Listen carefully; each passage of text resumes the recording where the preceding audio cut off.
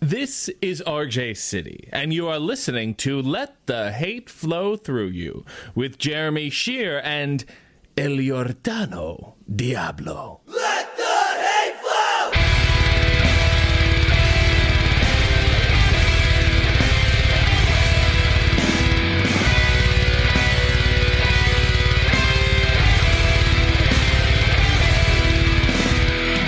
Available on the Lousy Weather Media Network.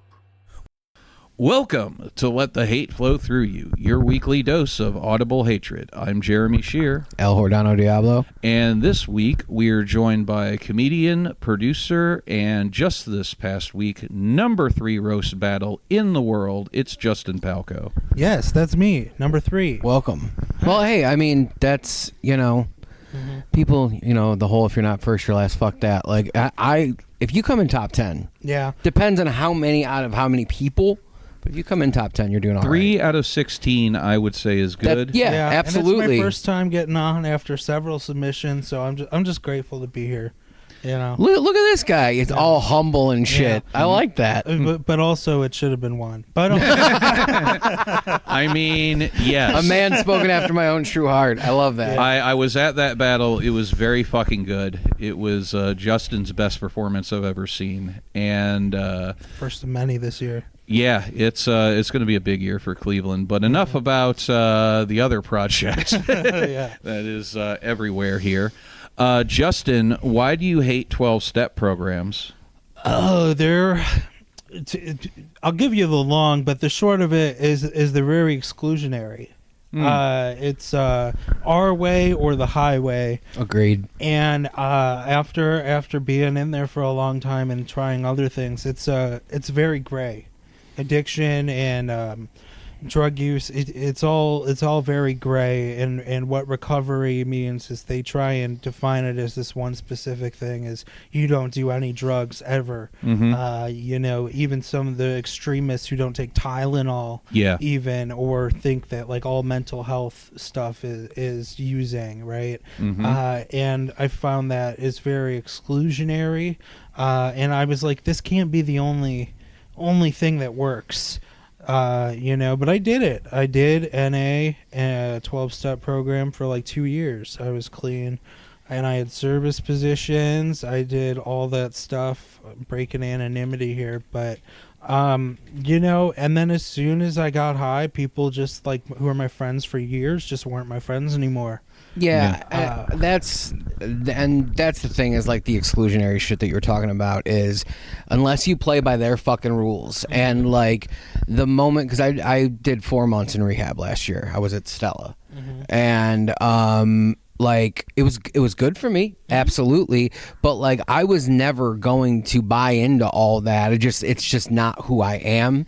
And it's AA and NA. Like NA tries to like pretend that they're cool not fucking it, yeah. AA, but it's the It fucking is. same exact thing, except they get a workbook. Yeah. Yeah. It's almost for like the remedial kids. It is. That's how it feels. That's how I was never in there with the top brass. I will say this. I'll just say this at the get-go. The one program that I was like, okay, I could maybe do this, was the recovery Dharma. Is that like the smart recovery? No, they're all similar. This one, it's Buddhist. It's an eightfold. It's like they do an eightfold path, and the book's real short, and it's very just cut and dry. Like, and it still has you go through like the making amends and all that shit or whatever. But I like the way that they attacked it. It's probably not the best word to use, but I like the way that they did it. But the guy who, because when I got in there, I tried to be, I'm never doing this again. Because when you on the flip side of it, when you get out of detox and you feel okay for the first time in a long time, and you're like I went straight into like the housing and shit, and like on campus or whatever, and but the guy, so I was not, because they push AA shit so much. That's the other thing, is like in the treatment centers. Exactly. Yeah, it's like you have to do this. And like they can't say that they're affiliated with AA, but it's basically an affiliation. It's because like there's no alternative. right, and Yeah. and you know they have recovery dharma fucking meetings there. That's where I found it, you know. But like, it's not that they discourage, you know, smart recovery or this or that, but they want you to fucking do AA. Like, and it just, I don't. It's all very manipulative. I'll say that. It's sort of like a pipeline, the rehab to the AA to working at the rehab. Like I went the first time in 2018, and then I went back a couple of years later, and a couple of the people I was in there with as patients had worked there now. Yeah. And I was like, why? I guess they feel a calling to it or something, and more power to them. But I think it helps keep some people accountable. yeah, for sure. And I think what I took away from the 12 steps is you get in what you put into it. Yeah. And that's what they say there, and it's unfortunately one of the true ones. But Yeah. if you try really hard and you do their steps, you will stay. You won't use drugs. You probably won't use drugs, but is that what you want? Like, that's not what I wanted. You know, Sure. I thought it was at first. Like, I was like, I just don't want to do drugs, and I don't want to mess up my life. Well, I mean, one thing, like, I'll say another thing that I don't want to say bought into, because I don't, like, there's a reason I don't go around saying, oh, I'm sober. I smoke fucking weed, dude. Yeah, like, I I love don't, weed. I smoke weed all day.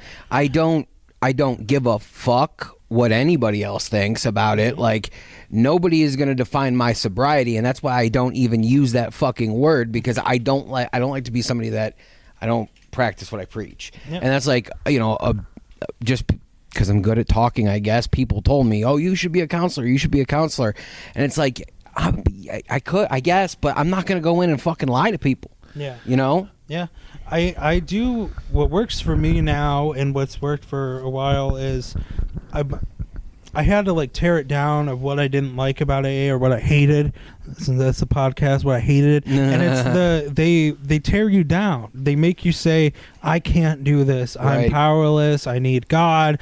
And I just found that really belittling for me. Like I was like, but what if I think about it the other way? Because you have all these people, you have rehab telling you can't do it. So like a kid that you hit who did nothing wrong, they think they're like that's how it is because that's all they're hearing. So I was like, what if I do the opposite of what everyone says? What if I try and believe that I can stop if I want to? And I did. Yeah. And I don't think a lot of people can do it. I don't like telling people to try it or anything because, you know, the wrong person might hear it and die.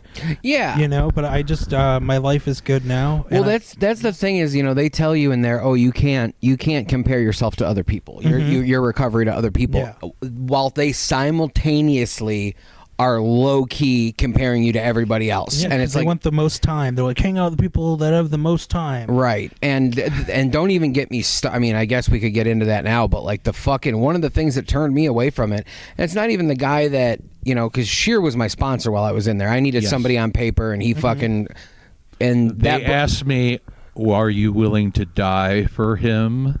When I went to sign the paperwork, and I was like, man, I'm ready to die like right now. You got any heroin? Like, shut up. But like, so like the other guy I was talking to that was like, you know, that I was, when I was actually considering going through the AA book and stuff, like this guy, he wasn't super preachy. He was an older punk rocker. I liked the guy a lot. You know, we had mutual friends and everything, but it's the other ones, like the guys that collect fucking sponsees, and they fucking, they not all of them, but they have this fucking God complex, and it drives me crazy.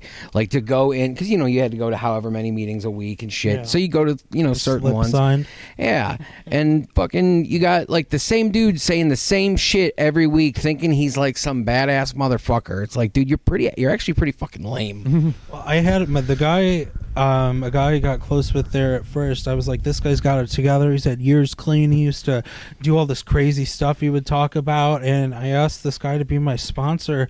And then I found out he was just like fucking hookers all the time. Like on a weekly basis, he was just spending so much money and then giving money to other girls in the program to fuck him, like not hookers. Right. Like girls who had like not a lot of time clean. It was paying them for fuck. And I just thought, I was like, man, I thought you're supposed to be my role model, man. Yeah. Is this the goal, like to be sober, but I'm fucking hookers? And then they're like, well, I told you're not supposed to put me on a pedestal. It's like, motherfucker, you put yourself on a fucking pedestal. Yeah, man. I was like, hey, man, I don't want you to be a god or be a perfect person, but I don't know, man. The hookers is one thing. Yeah, I was gonna say the hookers I have no problem with. I was more cool with, but then I was like, wait, your fucking girl is like who we know. Yeah. For who money. we know, who are No. recovering, who may take that cash you're giving them and go get fucking high, you idiot. Yeah, And the thing is they the truth did. is Some he of them did. doesn't care. Yeah, no, he doesn't give a care shit. because it's his program. Right. But I just I think you can do it. I think if you try really hard, you can do whatever you put your mind to. You want to know something stupid my cousin did? Yeah, I would love to. So his brother died of a heroin overdose in 2016. His younger brother, who just died a few months back of I don't know if it was cirrhosis. He basically drank himself to death. But he decided after his brother died of heroin that he was going to do heroin for a year to prove that you could get off of it at any time. So, and this, I'm not making this is all true. And I don't want to go into the super personal shit because the end of his life was really sad. But we didn't have much of a relationship, but he's still my younger cousin, and just all the situations and everything. But my point being, that's how fucking dumb some people are. Dude, don't go try it. heroin. Yeah, it's really, really. Plus, you really can't even hard get to heroin stop. anymore. Yes, that's a good point.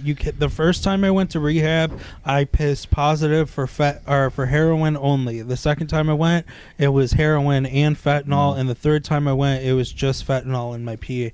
And yeah, so, and you thought you were probably buying heroin. Oh yeah, I thought I was buying heroin for sure. The guy assured me. Yeah, because drug dealers are such reputable folk. Yes. The guy, his name was Star. I don't know what his real name was, but he had a star tattooed on his face. So, Dude, that's the what I guy's called it. name who runs the recovery Dharma thing. Star, did you find? Is he God? tall and gay? No, Oh, he's okay. tall, not gay. He was a gang banger. He was a very scary man. Different type of star. Yeah. Not the Jeffree star, more No. like the gang star. Yeah. It was that and teardrops on the other eye. So That, for real people, that indicates they killed somebody. yeah, that's always the scariest part. And then it always felt weird because I'd live in Lakewood and I'd be like, "Can you bring it to me? It's late." and they'd be like, "I'm not coming to Lakewood." Sorry. And so I'd pay a lot of money to get people to bring it to me in Lakewood because I was like, "It's late. I don't want to go to jail." I was gonna scared. call you gay when you said you lived in Lakewood, and then you took it, and I didn't have to call you gay. Yeah, they were always so weird about it, and I was like, "Guys, it's fine. I do it here all the time." Yeah. You see all those new rules that they rolled out? Are those federal laws or are those Ohio laws? For what? For the weed, coming the back and weed. forth. Is that It's federal? Ohio. It's Ohio. Oh, Yeah. it is. So it is literally just about money. Yeah, it's about money. Yeah, as of Friday, it is illegal to get weed in Michigan and bring it back here. You know what? Hypothetically, I went to Michigan yesterday to sightsee, and I had a great time. Fuck you, Mike DeWine. Yeah, I hate you. He's a cunt. He's awful and probably doesn't help the opioid epidemic at all by making weed harder to get and less affordable. So thanks for that. Yeah, no, it's all. I mean, it's literally they're like, well, because Michigan has a surplus, you know what I mean, and so it's the cheapest it is in the United States. So of course, when you can drive 2 hours, you'll take the gas money. Oh, and when you can 100%. come back with 3 times as much weed for as much as you'd pay. Hypothetically, we got an ounce for free for walking in the door yesterday. That's awesome. Hypothetically. So yeah, that's And here it's what, like at the dispensaries, I don't know, like over $200 an ounce, I think, plus Yeah. 18% tax. Yeah, it's pretty ridiculous. I mean, it is coming down from where it was even a year ago, but this is going to be their last little surge before they have to bring it down further. I think that's the whole reason they're doing it. Well, now all the THC seltzers are gone too from the bars and gas stations. That went illegal as of Friday, which also Oh, no public consumption. Well, they're not allowed to sell any hemp-derived THC products. Yeah, what's now. with that? So all the seltzers, all the like THCA stuff at the gas stations, that is all totally illegal now. In the bars, I was reading one of their biggest sellers now is transition to these THC seltzers. So Yeah. it just goes to show alcohol is getting less popular. So, Sheer, question: does that fuck up? Do these rules fuck up how you get your shit? Yep. Okay, that's what. All right, that sucks, man. I'm sorry. Yeah, it just means I can't. I don't have the time to go to Michigan. So Or the balls, because it's illegal. well, Jordan, how long did I sell drugs? I'm kidding. This is I don't give a shit. We're on a joking podcast. I have no balls to go to Michigan. Shut up. Did you forget your butt plug today? No, it's right here. Oh, I thought you were sharing it with Marty. No. Marty and I don't share toys. That would be gross. Also, are you guys hip to the Florida rehab like farm system Oh, yes. scam? I know I was in there with a couple people. There's brokers. So there are these guys who operate as brokers in between. They're the middleman between the addict and the health insurance in the rehab center. So these brokers will find rich kids in Ohio under 26 who are on their parents' health insurance, who have PPO, really good health insurance. This all makes sense now. And they will find them and they'll be like, hey, we'll get you sent to a Florida rehab in Miami and it won't cost you anything. And we'll give you cigarettes. Yeah, and we'll give you cigarettes and everything. And they bill their parents' insurance in the tens of thousands, even hundreds of thousands of dollars. I went to Florida once when I was sober and I was speaking at a lot of meetings. And I went to a meeting in Florida and I found hundreds of kids like 21, 22, most of them from Ohio, Maine, Vermont and stuff. And they're like, yeah, we smoke weed and stuff. Our parents sent us down here. And the brokers will pay these addicts a kickback. Yeah. Often of like $1,000 or $5,000 or 10 if they complete the whole 90 days. And then they'll go spend 10 grand I'm relapsing, on drugs bro. and come back. It's a whole scam. Well, that's the thing too. Is they'll need, if they need you to piss hot, they'll get you high. Mm-hmm. Yeah. What? So that like. So it's not just sex trafficking. People traffic everybody for everything. Well, the addicts often like it too because they're like, hey, I stay sober for 60, 90 days. They give me 10 grand and then hopefully they don't die while they're out using and make it back another time. Yeah. So it's quite a lucrative scam. Well, Scams. like another thing that I have like a problem with I guess this is more like the recovery places. But like obviously AA, like I've talked about this on the show before. I think that they should be more honest about the actual success rate. Yeah, because they're not. small. It's 5 to 8%, and they will not fucking say. You have to look into that shit. Yeah, they undersell it. Remember when I was there, they were like, look to your left, look to your right. Only 2 of the 3 of you guys is going to make it. And that is so optimistic. Yeah. That's just a lie at this point. I think from when I went 8 years ago now, I don't think I know one person who's still totally sober. I know a lot who are dead. I know like 7 or 8 who are dead. And that's always a bummer when you find out. Yeah, I've lost a few people that way over the years. It sucks, but especially because these were people that I know worked a program, and COVID was rough.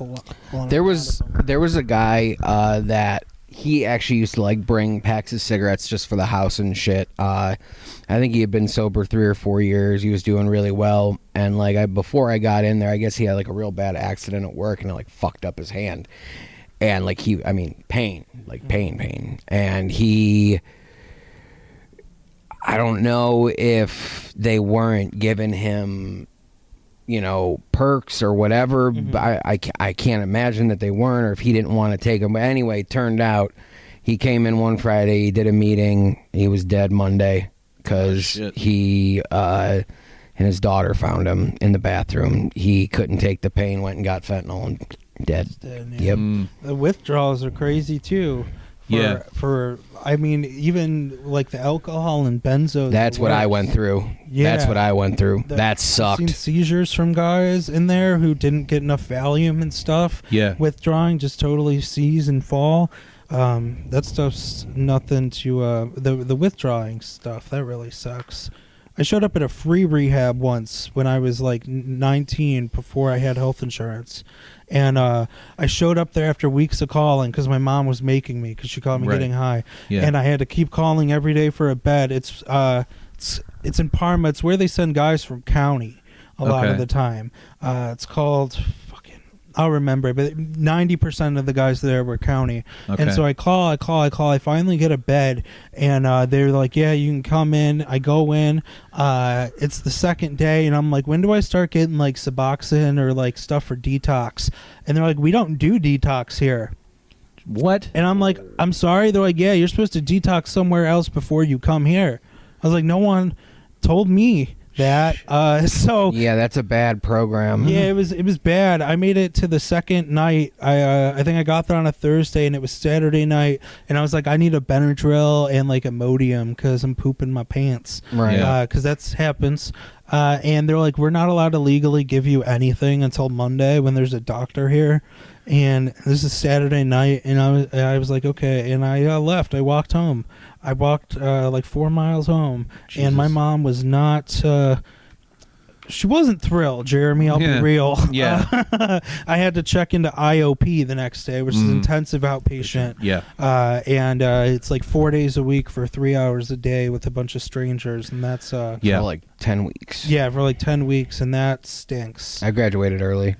I love that they call it graduating. Well, I haven't talked about this much, but like, I won't go into too many details just because like people listen and shit. But I went in there to get fucking clean, and I did that, and to live clean for a while, and I did that. I also am not a rules person. So I did everything in my power to get around everything I didn't want to do. And I will say I did a pretty good job at it. Yeah. Well, the one I was in was Suboxone. It was a Suboxone program. Mm-hmm. And I don't know how I have a love-hate with Suboxone over the Yeah. years. I hate think. that shit. I think it's the devil. Well, I used to think that when I was in NA and stuff, because if somebody came in on Suboxone, we did not consider them clean. You are No. not Yeah. clean. You can't talk. You can't share shit. We cut you. People would cut them off. Mm-hmm. When And- somebody's nodding out, it's kind of hard to, you know. well, even if someone wasn't high at all, they just shared that they were. Oh, on got it. you, got you. We wouldn't let them talk, and now I look back and I regret that because those people are trying. And I don't know, maybe some of them died because they came in and didn't feel welcome and were like, I'm not clean, what's the point, I might as well. But then when I was on it in IOP, I got into it with the doctor because she was like, you are clean. And I'd be like, why? How? Oh, this is a drug. She like, but a doctor's giving it to you. Yeah. And you're taking it as prescribed. And I'm like, well, what if a doctor gives me a script for marijuana? And she's like, that's different. And I was like, how? No, it's not. And she couldn't elaborate, and she got really frustrated and kicked me out of the class. But now I think it is good if you take it as you're supposed to. I think it is a crutch. I think people do abuse it, but I have some friends who have been taking it every day, like from a doctor for years, and they live like full lives and have families and kids now. And you're supposed to get off of it. When the doctors prescribe it, they're like, well, yeah, wean it's you not off in a supposed to couple be a years. fucking forever But thing. they're on it for like 8 years, and I Yeah. feel weird about that. But at the same time, I'm like, they have kids who are healthy and kids who have never seen them nodding out and stuff. So, And plus, is that it's bad? It's better than methadone because Yeah, it's better at than least methadone. if methadone, you're still getting a little bit high. Number Yeah. one, and number two, you don't have to go to the fucking clinic and stand in line Mhm. like in the rough part of town Mhm. for hours to get your shit. You Yeah. can just have it film. And it is a weird double-sided thing because on one hand, they will argue they're not getting high. They don't feel anything from it, which is true from my experience. You don't feel anything. But on the other hand, if you don't take it, you go through withdrawals even worse than heroin. The withdrawal from Suboxone is awful. It's up there with fentanyl. With how bad it's real bad. The body shakes, the loss of bodily functions. That was always my least favorite thing to come off of. That was like I mean, benzos was bad in its own way. It was very, very uncomfortable, but Suboxone just I don't know. Yeah. It's like when you come off like an Adderall binge, like all your serotonin's gone, everything. The world is just terrible.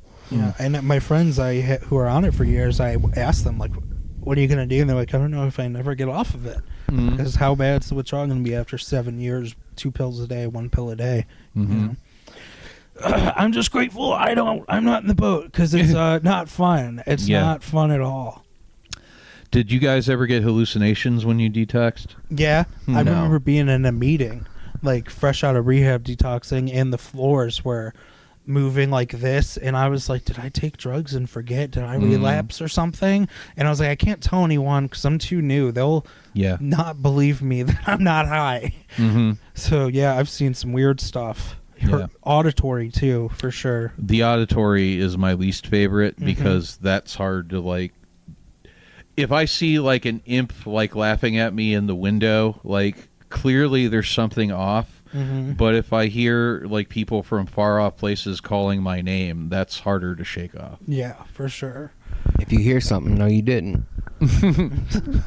I follow those Appalachian rules, dude. Fuck that. Don't whistle after night either. Dead serious. Look that shit up, man. It's creepy. You know what a mimic is? Skinwalkers, dude. Exactly. Don't say that fucking word after night either. Don't say that outside. I'm superstitious. I have some weird ones. I'm a lot of bit stitious. I go over railroad tracks if I'm driving. I have to lift both feet off the ground, close my eyes, hold my breath, make a wish, touch the ceiling, and touch glass. That is quite the process. It is. It used to just be make a wish, but over the years, make a death wish. All these other people say that, but it's really quick. If you touch the sunroof, that counts as glass and the ceiling. So it's just a real quick. And you're done. But when you get those like 6 railroad tracks in a row, that gets pretty messy. Yeah, then you're gonna break through the glass ceiling. Yeah, I don't open my eyes. I'm like, if I die, I die, but I won't break that superstition because the wishes come true. And people are gonna flame me and say this is sad, but I wish for things that I know will come true. Like I wish I have a good day, or I wish I don't get a DUI on the way home. I wish for stuff like that because then I'm like, it comes true, and then I can gaslight myself into believing this works. You can't disprove it if my wishes come true. Small victories. Yes, very, very small. I used to wish for $1 million and stuff, and I was That's not how it works. No. That's not how it works. No, you just got to wish to not go to jail. Yeah. It's a good wish to have right now. Yeah. Be nice to people. Be kind. Jail sucks. Jail. I hate jail. And I've only ever been to the best one, which is North Royalton City Jail. It is the best one because at least when I was in there in 2015, you can smoke cigarettes in there. That's pretty great. It was sick. Someone has to bring you a full pack, and it can't be opened, and they let you out twice a day, and they give you 4 cigarettes at a time, and they light it once. So you have to... Sheath 4 in a row. Yeah, you got to butt fuck them, as they told me in jail, they called it. Where you use the one that's going out to light the beginning of the next one. I also called that butt fucking. Yeah, and it sucked because I was in a pod with 4 dudes, and I was the only one that had cigarettes. So never want to be that guy. Yeah, I was getting. That's hassled. one thing. That was one thing in rehab though that I got very comfortable fucking real quick saying no. Yep, no cigarettes. No way. I got a mom that loves me still, dude. I know shit. Well, no, one of my biggest problems is like when I didn't have money in there. They provided tobacco. It was shitty, but like, hey, it's there. And like I'd roll myself a ton of them, and then like people would try to bum them. I'd be like, no, you like learn. I don't know how to roll. Well, we do have YouTube. So go watch a You guys fucking had video. YouTube? That's awesome. Yeah, we like where we were at was. I mean, it was. I went to one of the nicest ones. I went to Johnny Manziel went there, Glen Bay. Oh, you went- I've heard of Glen Bay. Glen Bay is the bomb. I often think, I was like, if I relapse, it wouldn't be that bad because I could go there. And in the summer, they had like volleyball courts. We fished. I lived in like a mansion with a bunch of other people that had good jobs. They keep you separated from the real junkies there, which is like it's awesome. They keep them in like, The real the hospital. junkies. Yeah, the gross ones. They keep them in the hospital, and if you made like $40,000 a year, which is not even that much, you got to live in like a separate house for people with corporate jobs. And I was like, this is awesome, dude. I'm here with like alcoholics. Which were the best. You're so fancy. First was like, ooh, I have a sunroof now. I get to live in the big house. Yeah, it was cool, man. Except, shout out Glen Bay, honestly, because I'd be dead if it wasn't for them. The one time I went, I checked myself in. The time that it stuck for 2 years, they made me check myself in, and I drove myself. I was adamant about driving myself. For freedom, but I needed to stop and get more crack on the way there. And I made it there, and I got there, and I was late, and they didn't want to let me in because I had an open staph infection in my arm. And they're like, there are high-risk people here. This is like technically a hospital. You can't come in. And I was like, listen, if you guys don't let me stay, I'll probably die. And I was being for real, and they let me stay. They put me in like a quarantine room for 3 days. No one was allowed to come by me or anything. I was solo, and then they dressed it, and it got better, and I stayed. And hypnosis is what did it. I got hypnotized, and that's what saved my life. For No real. shit. Yeah, it was you didn't have to go. It was like you could either go do that or do like art therapy or some shit. And I was like, whatever. I don't think I can be hypnotized. But I was like, maybe if I try and open my mind to it and like be open to the experience, something will happen. That's a big part of all of it. Yeah. It was just open-mindedness. Yeah. And I tried it, and it was this very cool woman, and she took us through this hypnotherapy where the short of it is that we met a spirit guide of sorts who could be someone we knew or didn't know. And it was like my best friend Rachel, who died from heroin. And I saw her, and it ended with, we came upon a hot air balloon in a field, and it was tied down to the ground by these 3 ropes. And she instructed us to put like 3 things that we wanted to get rid of from ourselves into this basket. And I put like my love for heroin. I was with a really toxic girlfriend for like 2 years at the time, so I put her ass in the basket. Just like metaphorically chucked her in there. Yeah. And something else, I think my love for food, but that one didn't take.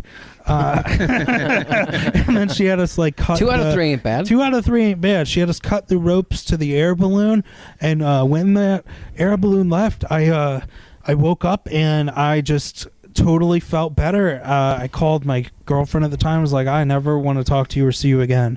And that was it. She did suck my dick one time when I got home from rehab, but that was it. There was just that one time. Everybody needs a welcome home I present. I needed it. I'll be real. Absolutely. I needed it, and she caved pretty easy.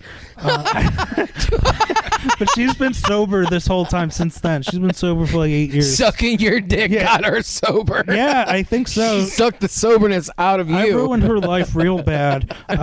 She ruined my life back, so we kind of ruined it. I have one of those too, man. You know, and good, all power to her. She seems sober and not who everybody happy. thinks it is.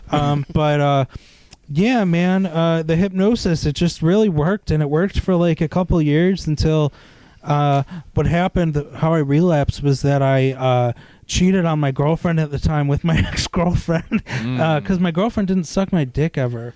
And I should have broke up with her. Instead, I stayed with her for 5 years, and other people sucked my dick. But, you know, I'm a better person now. But anyway, I felt bad that I cheated on her, so I drank.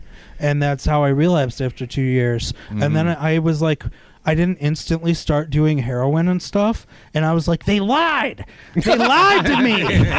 They're fucking liars. Because in AA, they would tell me, like, if you pick up, you will pick up right where you left off. And so when I instantly didn't start wanting heroin, I was like, I've been bamboozled. I can't believe this. Flim flam. Yeah, and then I started smoking weed and stuff, and I was like, still not doing stuff. And then I did start doing stuff again. I was like, oh man, they were right. They were just wrong about the time. Right. They were right because I didn't change anything else. I went back to being like the same person, and then for me personally, it's a cycle of I got high, and then I would feel guilty about getting high, so I got high again. Then I would do something that made me feel guilty, like cheat or lie or steal, and then I'd get high, so I didn't feel guilty. And was just a cycle that is shame and covering it up, and shame and covering it up, and then that goes on until for me, I was like, listen, man, you did that stuff, but you can move on. Yeah, and that's the thing is like it's moving on. Like, look, there's nothing I can do to change what I've previously done. If I continue to repeat that same behavior, then fuck me, I'm an asshole. But like, I can keep trying to be better. You know what I mean? It's a pity party. Well, yeah, absolutely. And like, what really irritates me is, and this not even just 12-step programs, I mean, family members, friends, whatever, people who try to make your sobriety their issue. Like, it's not your fucking business how I handle this. If I get out of hand, fucking say something. But do you see it? No, I'm very clear-headed. Leave me the fuck alone. That shit bothers me. It's a hard line because you do, like, as a person, understand sometimes where they're coming from. 100%. And that would frustrate the fuck out of me. Well, don't ask me how many days you've been sober. Mind your own fucking business. How about that? My mom would love to, how many days is it today? How many days? And it was nice when I could tell her honestly how many days. But then, she knew. Moms are smart. Moms are so smart because she knew. My mom always knows. Like, when I'm bullshitting her, as good of a liar as I think I am, they always know eventually, And that's the best part about being happy and healthy now, is I think is just my mom's happy now, and that's like the best, man. It sucked seeing your mom sad. It honestly made a huge difference in everything for me, like being able to be around my family and not like, there was one time I went over there like 5 days on meth, and I'm gonna move stuff with my buddy. Our faces are completely covered in red spider webs, so it's like it was all bad. But now that I have enough time in, it's I don't have that issue with them like worrying about shit. Yeah, right. 'Cause I know my mom used to just worry if I was like dead. Like if I'd call her, or if she'd find me in my bedroom dead or something like that, which is scary because I've seen other people overdose and stuff in front of me, and that stuff. I give my mother credit for getting me in there. Yeah, like sticking with me for sure. I will give her credit for shout out all the moms fucking being the one who was like gave me the ultimatum of like, yo, you, if like to her, her stipulation was you can come back home for a little bit afterwards if you go to rehab. And I've said this before, I tried every fucking avenue. I called everybody in every fucking state I knew trying to not go. And then I finally, with like 2 weeks left, I just accepted it and just was like, all right, guess you're going to rehab, and like just made my preparations to do that, move out of where I was. And my mom was the crux of that entire fucking thing. We still don't see eye to eye on anything. I still drink too much on her. I don't. I still don't drink, but just that's a whole other conversation. But no, just like I give my mom mad credit for just being like, no, you like if you don't realize you need this, then you're just gonna go be on your own, and you can live homeless and figure out what the fuck you're gonna do. Yeah. And I got to give her credit for that. Yeah, that was about the sentiment from mine. She had found that. It was the day, actually, that my girlfriend at the time overdosed in front of me. My mom found that I had stolen, like, $500 or something from her bedroom over the course of, like, 6 months.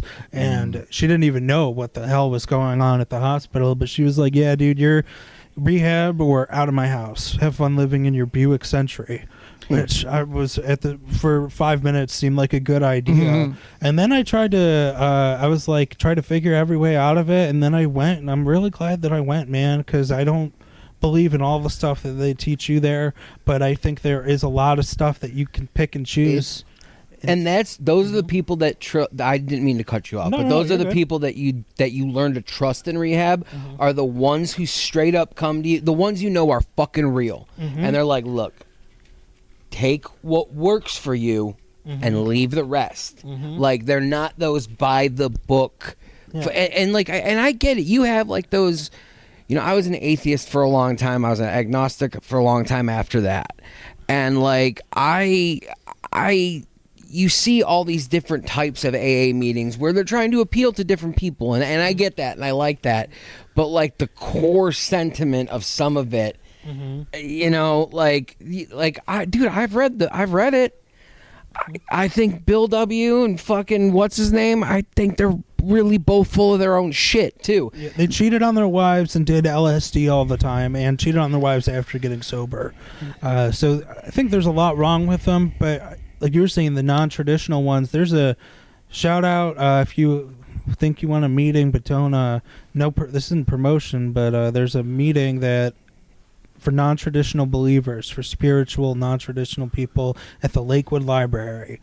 I've heard about that. Is that Monday? It's either Monday or Wednesday. Yeah, I've heard it's online, about that but I went a few times, and it was a very different vibe. I went to the first meeting I went to ever was an AA meeting, and I went in there and I shared that I was an addict, not an alcoholic. I was like, I'm not an alcoholic. I don't even like alcohol that much at this point in my life. Oh, and that drives them fucking nuts. An old man like freaked out on me for saying I was an addict. He cut me off before I could finish. He's like, "This is a meeting for alcoholics. Yeah, get the fuck out of here." And it really, I was like, "Fuck that. I'll go get high then." I'm like, fuck those people. And like I never talked in meetings like when I went. Like I just I occasionally here and there, just because like I know my fucking audience, bro. This is not it. Yeah. And but like that's the one thing I did love is like because I had to go to meetings every day. And so I'd fucking sit there and I'd just pick ones that like when certain people would walk in, I'd be like, hell yeah, this is gonna be great. I love the old timers with the sayings. Oh, the sayings. There's a guy. I'm not dropping any names. Right. Anonymity, but there's a guy who would say he was an older guy and he would say the craziest stuff all the time, and it would piss. Everyone likes it at first, but then after you're there, it for gets a while, old. You want to hit this man. He'd say like, you know what they say. If you don't get in position, you don't get fucked. Meaning that you put like generally you get raped. If you don't get in position, you don't get fucked. And he would call any restaurant that serves alcohol a dope house. So Applebee's is a dope house. If we went out to eat to an Applebee's after, he's like, y'all are going to the dope house. If you sit in the barbershop long enough, you're gonna get a haircut. All right, so I got two that just reminded me. So I'll tell because I won't forget the one. But this was actually in like our like house like group. They called it didactic. We had to do it for 2 hours every day where we just shared our bullshit with each other. It was just excuse for programming for them to charge insurance. That's the whole other thing, is the scam of it all. But this guy would come in once a week, maybe once every other week, and he's like, everybody knows his name and he's a no bullshit guy and blah blah blah. He calls it, he's a fucking asshole is what he is. Dude, there was a guy at Stella who I think is still there, who I love him very, very much. He has aphasia, so he can't speak, and he was artillery in the military. He's very, very awesome dude. He made him stand up one day, and he goes, "Come here." He goes, "I'm the dope man," and he goes, and then he asked him, he goes, "So you gonna stay sober the rest of your life?" And homeboy, shakes his head, yeah. And he goes, "No, you're not, because I'm the dope man, and you got up and you came and talked to me." And it's like, you are fucking picking on a handicapped person out of all these like, we were praying one of us was like, "Oh, please pick me, dude." Like, that wasn't fun. That pissed me off. But like the one in the meeting, there's a guy who, if you ever go to a meeting at Stella, he has a fucking a truck with lightning bolts on it. I'll just say that. Oh, I don't know what you're talking about. So this guy always said the wildest shit. Is he an older guy? Yeah. And he was like, I think I know. Who he you're was talking telling about. he was telling a story. He was telling a story like sharing at a meeting, like a lunchtime meeting, dude. So like a fucking half-hour meeting. He's sharing, and he's telling his story, and he goes, and that's how you ended up butt naked with your asshole blown out. We were all like, everybody kind of like stopped and looked like, did we all just fucking hear what we just think we heard? People just say the craziest shit in there, man. I like I'd have one guy in rehab. He would yell. He was like a bodybuilder type dude. And he would get so hype when he was talking so loud. He'd be like, "While you guys are sitting here, your disease is doing push-ups in the parking lot." Which I took as a metaphor for, well, if you're not working on your recovery, your disease is working against you getting stronger. But I always thought that was funny. Just I imagine like a crack pipe doing push-ups in a parking lot.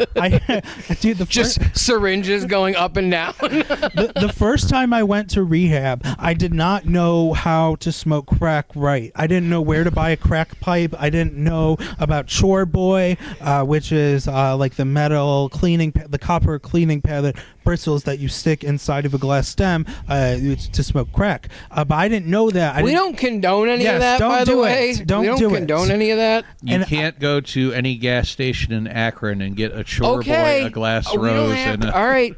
Are you guys fucking CIA? Jesus. Yeah. Well, you can cut that, or I'll say different words. So anyway, I didn't know how to do it. So what I was doing was freebasing it, as you would off anything else, just off regular tinfoil. And so when I drove my car there, the guy who worked there, who had to come and clean out my car to make sure I didn't have any contraband, he's finding all these pieces of foil, and he's like, "I thought you said you snorted your drug of choice." And I was like, "I do." He's like, "Then what's this?" And I was like, for rock." And he stood there and he just looked at me and he got this angry look on his face. And I was like, "What?" And he's like, "Do you know how much crack you wasted?" He was like genuinely so mad. He'd been sober 10 years. And he was just so mad that I had wasted all this. And I was like, no. And so no. The next time I came back, I had a lot of Chore Boy and glass stems in my car. And he cleaned my car. I was like, I took your advice and made sure I learned how to do it. Dude, there was the thing was like, like pills were my thing, pills and booze. First, mine too, yeah. Pills and booze was always my thing. I had a couple stretches with Coke, and I was never an uppers guy though. Like it just never was. And it was just so funny, and don't get me wrong, I was in bad shape. I've seen the pictures of me before I went into rehab. I could have died. I was mixing benzos, booze, and painkillers all the time. I could have died at any point. So I know I'm doing much better now. But dude, I learned. And they say don't compare yourself to people, but I learned so quickly. I was like, I am not nearly as bad as most of these motherfuckers. I don't know what the shit they're talking about is. He robbed a bank and got away with it. I always felt weird when, in our group sessions, I remember we had a kid there who was there because he, got caught by his parents drinking, twice with his friends. And he would, tell us everything. And we'd be like, we don't think you should be here, man. You smoked weed twice ever and drank 3 times and got caught. He's 17, and he would share that with us. And finally, the counselor's trying to do her job. She's like, "No, if you're here for a reason." And after weeks of sharing with this counselor, she's like, "Yeah, I don't think you should be here." And that was so weird. There was a kid who he came. I was already maybe halfway through the program when he came in, and so the way it worked was you did I think it was 2 or 3 weeks in what's before IOP. Detox? No, there's detox for a week, and then there's the 3-week program where people come from home too, but I forget. Anyway, it doesn't matter. So you would do that for 3 weeks, and then you go into IOP, and then after that, I think it's 4 or 6 weeks of aftercare, like twice a week. So like this kid, like I found out, I left in October, and I come back and visit like a month later, and I see him in there, but he's in detox, and I was like, what happened there? And they were like, yeah, he got into aftercare, and we all made fun of the dude who did aftercare because it's the same guy. And we had a group chat about him and everything. But the kid, he was like, all right, guys, well, I'm not going to be here this day. So, I guess if you were going to relapse, this is the week to do it. Well, that kid, that was his first aftercare, and that's what he went out and did. That's people using in rehab, I always thought was crazy. We had a whole house. Why would you waste it? Why waste it? Well, at Glen Bay, there are buildings that are not attached to the hospital where you move after like you're in there for 2 weeks. So they're all over the main campus, and there's one that's like in the front of the hospital, closer to the road than the actual main building is, and it's all girls in that house. And someone in that house had a guy come and bring them meth to one of their windows, and so the one of the RAs walks over there, and literally 7 of these girls are smoking meth together in this room, and they kicked them all out. The girls like where they like there was a guy right before I got there. I guess there was like a group of like 7 dudes who were all smoking crack. Like I don't think it was like they all got caught at the same time, but like they were all whatever. But like once I got in there, the girls were at the convent, like there wasn't that many of them, but like any time one of them would get discharged, it wouldn't just be one of them, it'd be like 2 or 3 of them. You know what I mean? It's weird. There was a guy, I remember, they had a graduation, like if you were leaving and you were there the full time, you got to speak at a like meeting sort of, but it wasn't an official meeting. It was just like sort of a graduation thing where they let you tell your story or whatever. They let this guy go up, and he's not talking about recovery at all. He's bragging about all the stuff he got into while he was drinking, like waking up on a roof of a hotel in Mexico and all this stuff. I hate that shit. Yeah, and it goes on forever and ends with something mildly inspiring, right? And then 10 minutes later, everyone's like thanking him. 10 minutes after that, I see him crying, sitting down. It's like, what's wrong? He's like, I got fucking high. They found my Suboxone in my socks. And I was like, you just did this whole thing, Christ. man. People, man, I don't get it. My favorite. I do get it. My favorite thing, the best for me, my best takeaway in rehab was I heard this guy give a great lead, and he said, and I'm sure he got this from somewhere else. I don't know the original quote, but like it was, hell is for, what was it? It was hell is for religious people. Oh fuck, I fucked it up.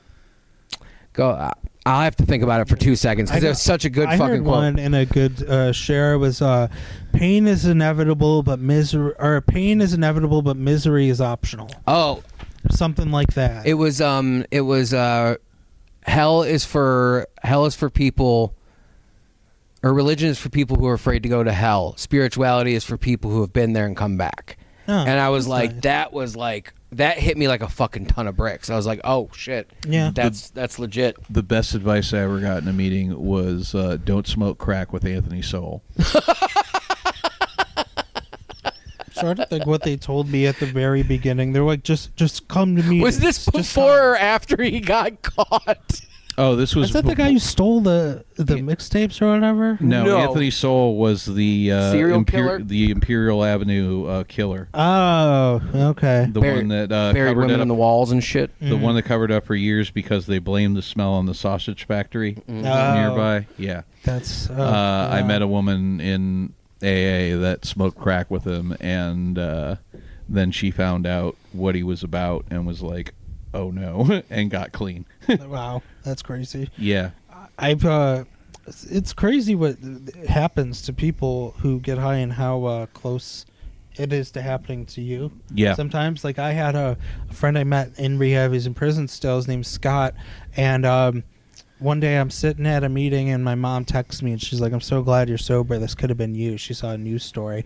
This happened several years ago, but my friend Scott, he was in rehab and he was home on a weekend pass from rehab. And he met another friend of mine that we met in rehab, and they relapsed together. They got high, and he OD'd behind the wheel while he was driving downtown with his foot on the gas, and went through a light and killed a young woman celebrating her 21st birthday on a scooter. She was doing a scavenger hunt with her family. And the other guy in the car, who died like a year ago from heroin, ran away, left my friend Scott there in the car by himself.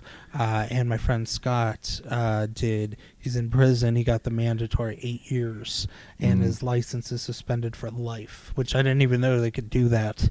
But just...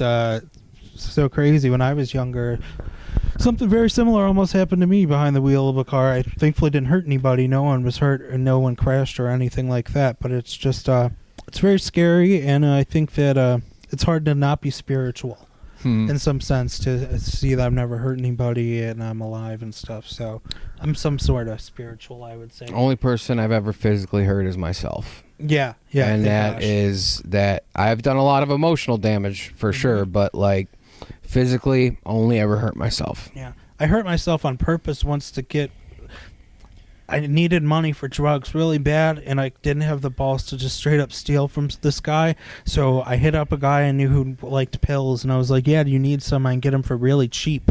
And so I picked him up and was like, yeah, dude, I'll be right back. And I went into this apartment building that I knew the front door was unlocked. And I went in the basement and I headbutted the wall a bunch of times, and I punched myself in the face till my nose bled.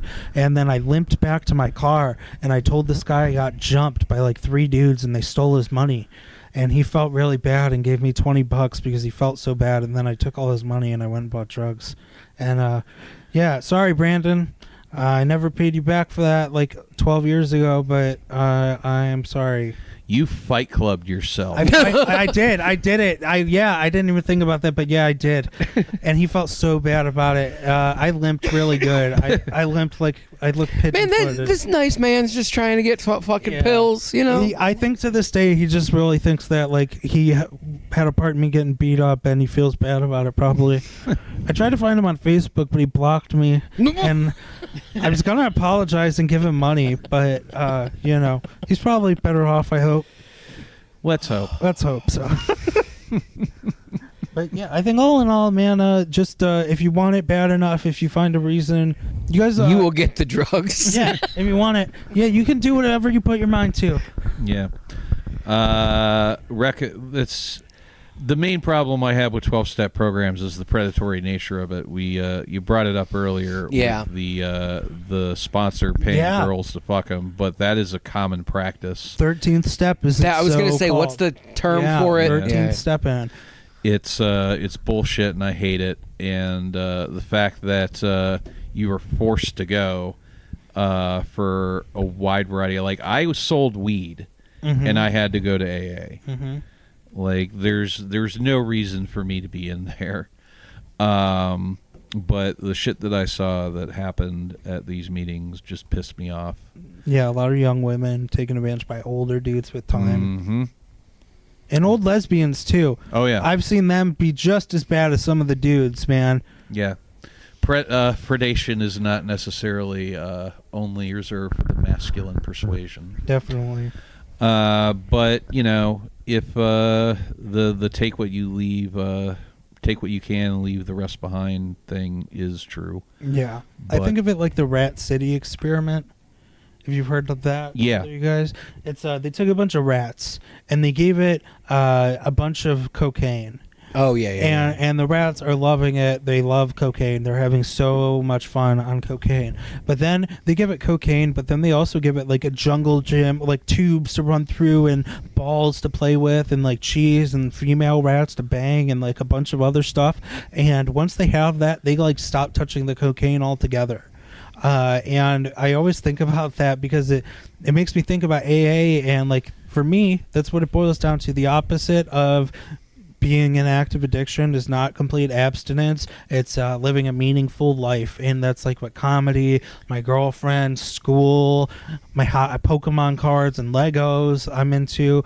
Like, so I just am really fulfilled in my life, and I don't have free time. And like, someone actually texted me on Snapchat like 3 or 4 weeks ago that I still have Snapchat just for like pictures of my cats that pop up, you know. And this guy offered me pills, and for the first time in my whole life, I didn't even think about it. Like, I didn't even consider like, oh, my girlfriend wouldn't notice if I just like hid in my bedroom, or like none of that scheming, manipulative behavior that used to cross my mind popped up. The thought of that made me like sick. Because I'm like, I don't want to die. I don't want to risk dying. My life is awesome. I have friends. I'm fulfilled. Like, so I really think just living a fulfilling life with hobbies and friends and stuff like that is what was able to help me stay off hard drugs. I have too many tells. Like, if I were to like do like opiates and shit again, because it's just the amount I have to take. I mean, I just like I used to be able to mask it. Well, I can't now, like by any means. My girlfriend would know within half a second. That's the weird thing though, is like for years when I was like, oh no, I'm not. I'm only doing it every once in a while. While I was doing it all the fucking time. Like, what I was like, the delusion of it. Yeah, thinking you're sly. And like I look back on it, I was like, all right. Then I was like, if I thought I was getting away with it and everybody knew, that just makes me a fucking idiot. Yeah. I had a friend who I did tattoos, and she still does. She's very talented. And I went to go get a tattoo when I was using, and I did like a bunch of drugs. I did like a bunch of perks, and I thought I was fine. I didn't think I looked high or anything. And after that tattoo, she didn't talk to me for 3 years. And finally, I got her to reply to me after like 3 years of being like, what did I do? And she was like, dude, you were so high. You embarrassed me. And I told everyone at my job my friend was coming, and my good friend. And you were so high in front of all my coworkers, and you embarrassed me so badly. And I felt so awful. And I think about like how many other times did I think I was fine. Right. And you know, and thankfully she forgave me, and we're friends now. But it just that was a real wake up call. Yeah, that I was so naive. I didn't even think it could be that. I was like, I know I wasn't that high. Like, what did I say something? You know, and yeah, man. I just it seems like there's a lot of resources now. I found a group on Instagram, and they practice on Detroit Road, I think, one of their meetings, but they're an alternative. They're like a harm reduction approach to recovery. I'll try and post it on my story soon because I think it's good. It's not like 12 steps, but it's just people who think they want to cut back or stop using, and it's community based, and they do like homeless stuff. And so yeah, I'll get that posted. Those guys seem like they're doing some good stuff. Well, yeah, like, and that just brought one more thing I fucking hate about like AA 12-step programs is like they try to pretend like things are gray. When everything they talk about is black and white. Yeah, it's one way or the other. Yeah. You're sober, you're not. Yeah. And that's all. You're a dry drunk, you're not sober. Like, fuck off, man. Blow me. Well, if this here dry drunk offers his services to sign your sheets with the fake meeting whenever you need. I used to sign my drug dealer sheets for him because they knew his girlfriend's signature. Sheer used to write sponsor comments on my fucking sheets. Just like, I'm like, dude, if this motherfucker reads this shit, I'm cooked. Like, fucking, and obviously he didn't. Like, what was he was like, make sure he shaves his ass. Like, fucking, so I wish I had all those. That would have been fun to keep all those. Yeah, I was very cheeky with my sponsor comments. Butt cheeky. Mm-hmm.